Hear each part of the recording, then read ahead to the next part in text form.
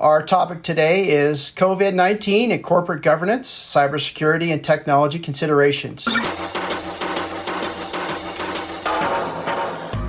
Hello, my name is Jim Gilbert, and I want to welcome you to Go Beyond Disruption. Technology as well as people are pervasive areas for risk management. Both are to be protected during these pandemic times. Today, we will focus on technology considerations.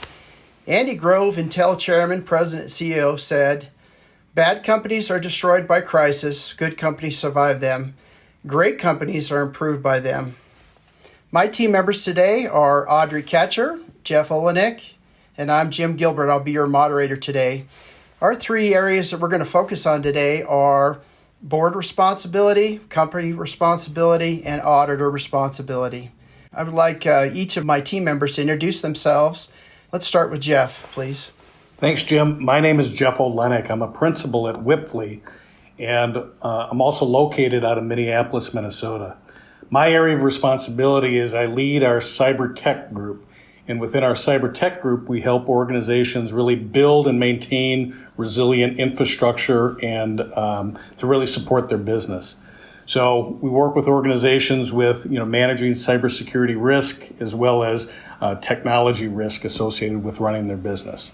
Hi, I'm Audrey Katcher, partner at Rubin Brown. I lead the IT risk services. We provide the services from SOC, Service Organization Control Reporting, to cybersecurity, and then also layer in the governance and enterprise risk management services. I'll bring you COVID technology perspectives with a focus on compliance and governance. As a leader helping firms and clients through technology disruption from year 2000 to the IT reliance for Sarbanes-Oxley, I'll bring you the latest perspectives related to Board of Directors navigation of our latest disruptions and COVID-19.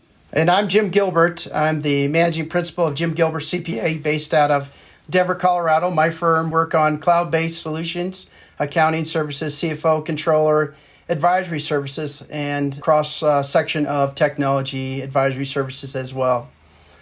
Now for our first section on Board of Director responsibilities. Jeff, why is oversight over cybersecurity a board's fiduciary responsibility? Well, cybersecurity has become a significant concern for all companies. High-profile cyber breaches have affected millions of customers and employees, resulting in huge losses to businesses through direct costs in responding to breaches, regulatory penalties, lawsuits brought on by customers and business partners, costs associated with business disruption, reputational and brand damage, and ultimately loss of shareholder value. One of the key responsibilities of the board is to oversee the management of all types of risk. Considering the likelihood of a cyber breach and the level of severity, there can be little doubt that cyber risk must be considered as part of the board's overall risk oversight. Keep in mind that directors don't need to be technologists to play an effective role in cyber risk oversight, but every board can take an opportunity to improve the effectiveness of their cyber oversight practices. Directors may also have personal liability risk. There have been cases where claims have been made against directors personally by shareholders where they were made aware of cyber vulnerabilities yet represented the strengths of a company's technology systems. So there's a fiduciary responsibility to represent the shareholders and accurately represent the level of risk and oversee that risk as it relates to cyber as well as other business risks. Thank you, Jeff.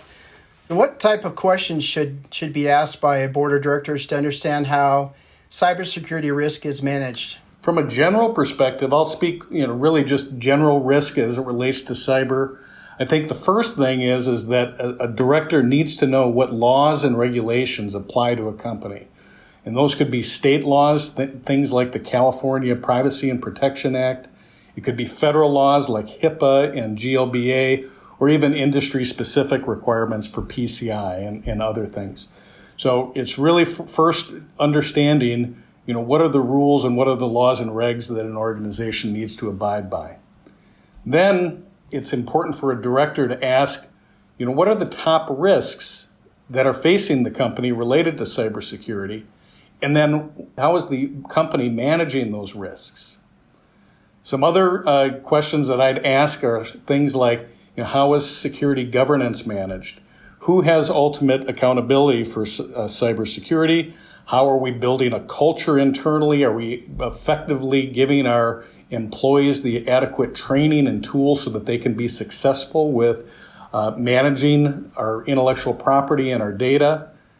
And then lastly, really getting an understanding of what is the organization's incident response plan, and has the company adequately prepared for incidents, whether it's a business interruption incident or an incident that we're dealing with right now with COVID-19. And to support that with some of the COVID implications, the board questions will be in 3 different categories. One regarding the commitments, one regarding work from home, and then also compliance. The first question, how confident is the company that the technology commitments are being met despite people and technology disruption due to COVID? The next question the board would ask would be, how has the company secured information due to employees and contractors working remotely? Related to that one, the third question would be, is the company providing employees appropriate safeguards to securely operate remotely, including training and their own accountability? Lastly, how is the company maintaining and validating compliance with the legal and regulatory requirements Jeff spoke about earlier?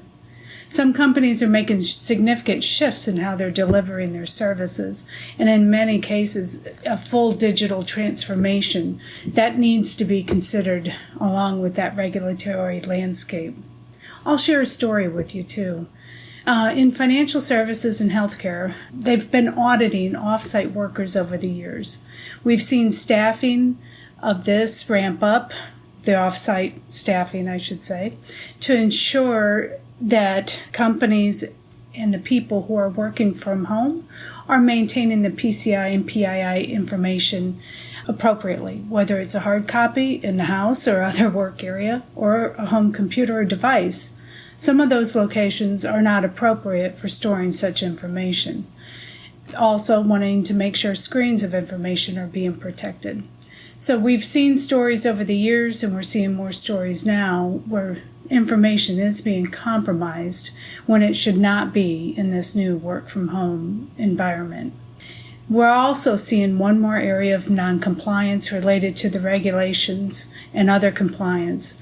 For example, entities are trying to share reports from 2018 instead of current reports that run into 2020 regarding their compliance because they're not able to meet their commitments at this time. How do you think the pandemic will impact the role of the board of directors, Jeff? I think in some cases the board composition will need to change, so to add the appropriate oversight of this level of risk. Many of the boards that are out there have got very skilled business executives, but in many cases they don't have the adequate skill set over really cybersecurity and compliance risk management. So some of the options are expand the board to add directors that can oversee risk, and especially with the risks of complex business systems. Another option would be to create a tech and cybersecurity committee that could be a subcommittee of the board and bring in even at-large members. Or a third option is bringing in experts to keep the board current on emerging digital trends as well as post-pandemic market changes. Audrey, what additional questions should be asked by the board of directors now regarding current and future pandemic preparedness? The board should be asking and reviewing with management the scenario planning or tabletop exercises that have been done where they've applied lessons learned from this pandemic.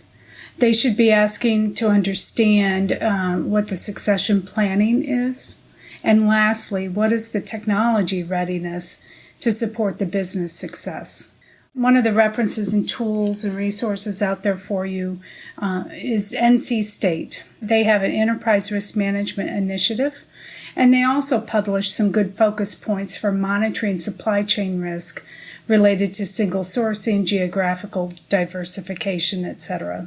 So the board should be understanding the supply chain risk as well. Audrey, I think that those are really good tips. A couple others that I'd add is that as a board, I'd be inquiring about What has the company learned about its pandemic preparedness from its COVID response? So taking a look at things like a post-mortem review. What could the organization have done better? Did we have the appropriate communication protocols in place? Did we have the capabilities that we could send people to work remotely in a secure way? What are some of the technology as well as business process changes that should be made moving forward? And so that leads into really what are the changes that need to be made to improve the company's future resilience?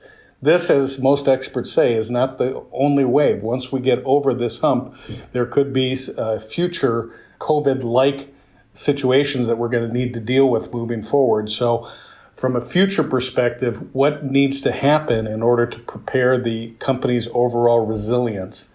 And then lastly, have appropriate resources, including funding and personnel, been allocated to manage that future risk. The board can have a significant contribution to make sure that the organization has the appropriate resources in order to make sure that it prepares the company to thrive in the future. Thank you, Audrey and Jeff. Now we're going to move into company responsibilities, our next section within this podcast. Audrey, first question. How can a company prepare to respond to board of directors questions reference risk? The company should be prepared to present 4 items. The first one being the strategic plan for the next normal, the new normal, etc. That strategic plan will include the scenario planning and application of the lessons learned as we just discussed. They should also, number 2, take a focus on leadership succession and present that to make sure there's an understanding how business will carry on should there be a leadership unavailability. The third area, the plans for rolling employee and contractor unavailability. How are they going to manage through that? And how are they going to enable rotation of different employees when some of the employees are not available for work? The fourth area, dependency readiness, supply chain unavailability, whatever you want to call it, but making sure the company is prepared to understand who they're relying on, what they're relying on them for, that entity's viability. That entity we also call a vendor a lot of the times, that vendor's vendor, and their availability and reliability. Then prepare a prioritized recovery plan at the detail level to support that strategic plan. Thank you, Audrey. Jeff, what are the ways that a CISO, CISO can effectively communicate cyber risk with the board? That's the million-dollar question. This is really more of an art than a science. Many people, fall into the trap of presenting technical details and details with respect to what the technical vulnerabilities are that an organization has. And a lot of times that just falls on deaf ears. So it's really important for a CISO or a CIO to really prepare to discuss risk in terms of business risk and the options that a company has to manage those risks so that executives and the board of directors can make decisions. One example I take a look at is even within our firm, one of the questions that for all of us in the accounting world is as a use case statement, hey, to maintain our competitiveness and business viability, we must be able to collaborate on client matters anytime, anywhere. And if we don't have that capability, it will limit our ability to grow and serve our clients. So option A would be, hey, we could do nothing and just keep things moving along as we are today. Option B, implement a cloud solution so that we can collaborate on matters, but that introduces new risks and implications like security and compliance, work paper retention, those types of things. Or option C, implement a cloud solution that will allow us to collaborate on client matters, but that also meets the legal and regulatory requirements and our risk management obligations. And that could be things like making sure you have security enhancements, things like authentication with multi-factor authentication. How are we going to communicate with our clients? Associate training, backup and recovery processes, etc. I really think that it's important for a CISO to lay out what the problem statement is, what the risk is to the organization, and lay out a few different options so that intelligence and well-informed decisions can get made. Next question, Jeff. What can a company do if the board of directors isn't asking any questions related to cyber risk? Well, we hope they're asking questions. A lot of the board of directors either serve on other boards or are involved with their own company's risk management. So I'm hoping by today, cybersecurity and what are the implications of COVID-19 are not a new concept. But if you are at a company where the board is not asking these types of questions, I think it's really important for a company to educate the board on what the risks are related to cyber, and specifically the work from home and the remote worker situation.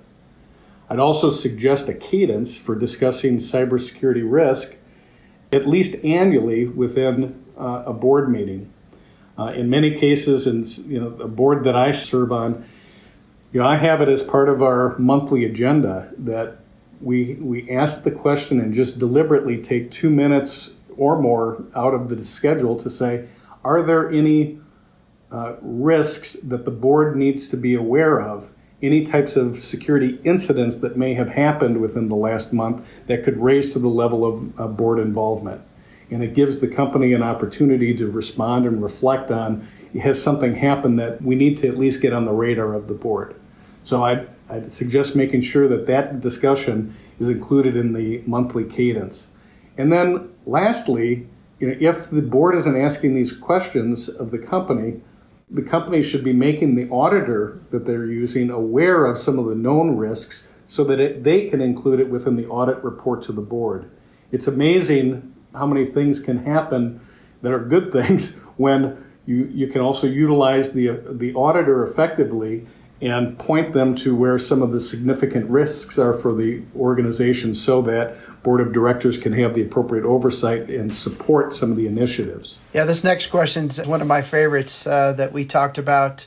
How can the board be used effectively to address risk? And that kind of ties into that last comment that I had is companies really need to view the board as an advocate. If they're unaware of the business risk, they've got to take time to educate them. And then, as I mentioned before, really utilizing the audit function effectively so that risk can get communicated at the right levels to gain support. Audrey, what questions should a CIO, CISO be prepared to address relative to COVID response? The primary questions will be related to how they're supporting and or enabling the success of the company and their inclusion in the strategic plan and how they've put the technology in place, how they've trained the employees and had leadership train the employees on security, how they're putting the procedures and technology in place to help the employees during unavailability so other employees can cover for them. And then the readiness. If one of the providers for technology services, how is a CIO checking to see that technology provider will be available? What we're seeing now, we're still helping companies recover from the security weaknesses and information leakages due to how they originally set up the technology and access in the early days of the pandemic. Now is the time to take those lessons learned and for the CIO to speak to the board on how they are not going to, quote, allow that to happen in their environment, or at least how they've put the mechanisms in place to help protect the company. Yeah, I agree with you 100%, Audrey.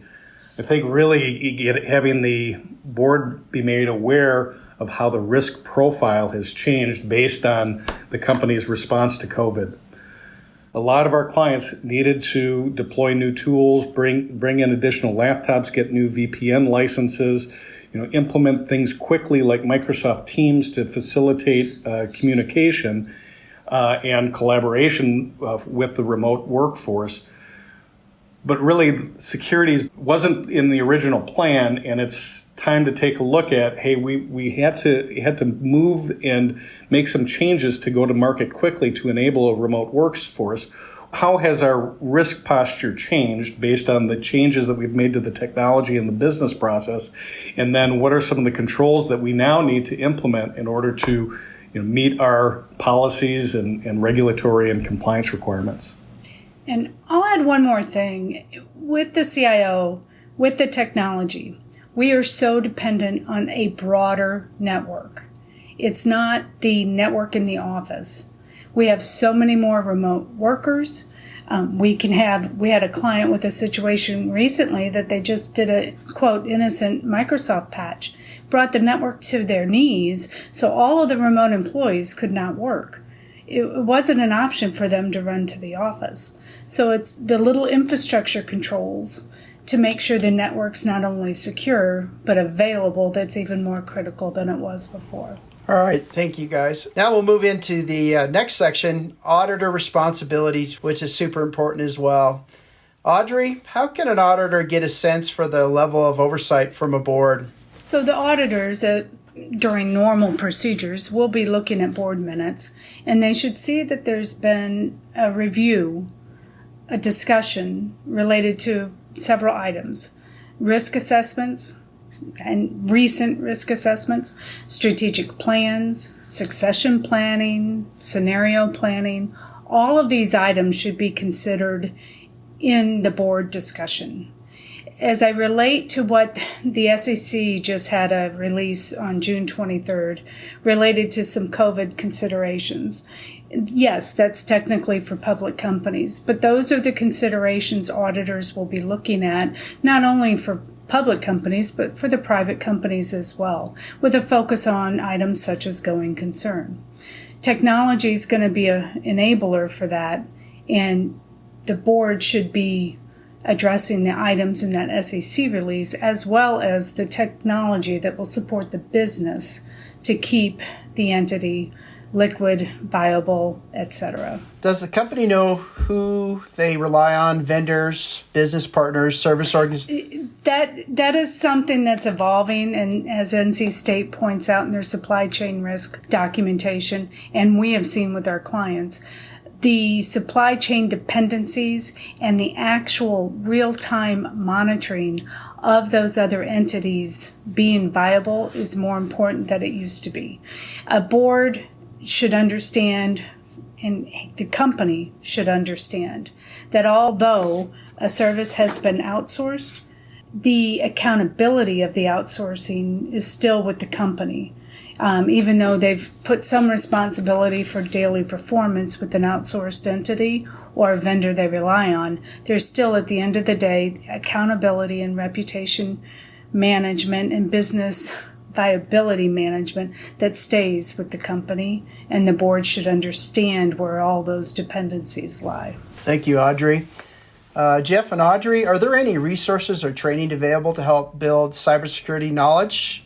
I think the best one that I've seen specifically for boards of directors is the National Association of Corporate Directors at nacdonline.org. There is some board of director training that's really kept at the appropriate level that directors should consider attending. Audrey, do you have any specific examples? At the governance level, a good resource related to enterprise risk management, which will encompass all of the COVID and supply chain considerations, is NC State and their ERM initiative. That site has a lot of material, and they also have quite a few videos and discussions and chats that can be very useful as well. Very good. We wanted to give you some takeaways today from our team that we wanted you to remember, things that are urgent and important matters to take away as we end this podcast. Number one is responding to crisis is an opportunity for improvement. Jeff or Audrey, do you want to expand upon that just real quick? Well, I think that to your first statement, Jim, as you opened up, the quote about how great companies can use a crisis to improve and not just survive. Responding to a crisis, and this pandemic is no different. There are ways for organizations to thrive and improve, either through changing the way that they're delivering their services, but also how to improve their resilience to respond to future types of crises, I think is really critical. Change includes new risk. Management risk is critical. Do either one of you have comment on that one? I think the point on that would be there is change. So because we've addressed enterprise risk or because we've addressed the security risk in a prior meeting, etc., it is not staying the same. It is not stagnant. What's changing with our people with COVID, what's changing with technology, with the breaches, is a constant change. So the board needs to have a more regular cadence for the updates related to those risk areas. And the board needs to oversee with this change that the company still stays in compliance with the laws and regulations that are and the policies that are applicable to them. And so does the work from home arrangement change the risk profile? Sure. If I'm taking credit cards now from home because I'm a home agent versus being in the office, how am I protecting that cardholder data? We want to make sure that even though we're working remotely and from home, we're still following the appropriate protocols and the policies and the laws and regulations and the risk management that applies to our organization. As we've discussed, the board is responsible for managing technology risk. And Jeff, I hope they don't select option A and do nothing. And do either one of you have any comments to kind of drive this point home? I'll just mention that the board really plays a critical role, not only from an oversight, but also to provide the organization some direction and support to move their risk management efforts forward. And what the board brings is an independent perspective. They bring a perspective from other entities, other boards that they're on. So it would be very important for them to share those perspectives and help, quote, lead the company through those other considerations. Audrey, I know in your practice you talk a lot with your clients about scenario planning. Can you talk about scenario planning and viability and protecting employees and just being ready? Correct. So let's go through the scenario in the worst case scenario, the best case scenario, and understand how we're going to protect our employee base, how we're going to protect our client base, how we're going to maintain viability for our business. Will we have to shift our business? Will we have to do a different service? Was our focus on the travel industry and now we need to provide something more virtual? So making sure we've got all of those scenarios considered and we're redoing the scenario planning regularly as our environments are changing across the country and the globe. Yeah, and I agree that scenario planning certainly builds up resilience and the ability for organizations to respond. I know in our practice, the clients that we worked with that had already had a pandemic plan, had already exercised and done some tabletop exercises with how to move forward with their pandemic plan and a remote work scenario. They were in much better shape than those that had not. Now, the one, hindsight's 2020. So even those organizations now that maybe were building their pandemic plan or exercising it on the fly here in April, it also gives us a good opportunity to pause and have that post-mortem meeting and really reflect on what could have been done differently, what things worked well, what didn't. If this happens again, what are the changes that would be made, and then incorporating those changes into the overall business continuity and business resilience plan. Okay, as we conclude today, I want to thank Audrey and Jeff for their expert advice and great commentary. Good job. For further information on what we've been discussing, you'll find links and more resources in the show notes to the episode in the podcast app on your smartphone or tablet, or open the episode in your computer's web browser. You will find everything right there. From Denver, Colorado, I'm Jim Gilbert. We will be back soon with more conversations that'll help you and your profession to go beyond disruption. Until next time, keep listening and keep safe. Goodbye for now. Thanks for listening to this episode of Beyond Disruption, brought to you by the Association of International Certified Professional Accountants. Learn more about today's topic at AICPA-CIMA.com/disruption.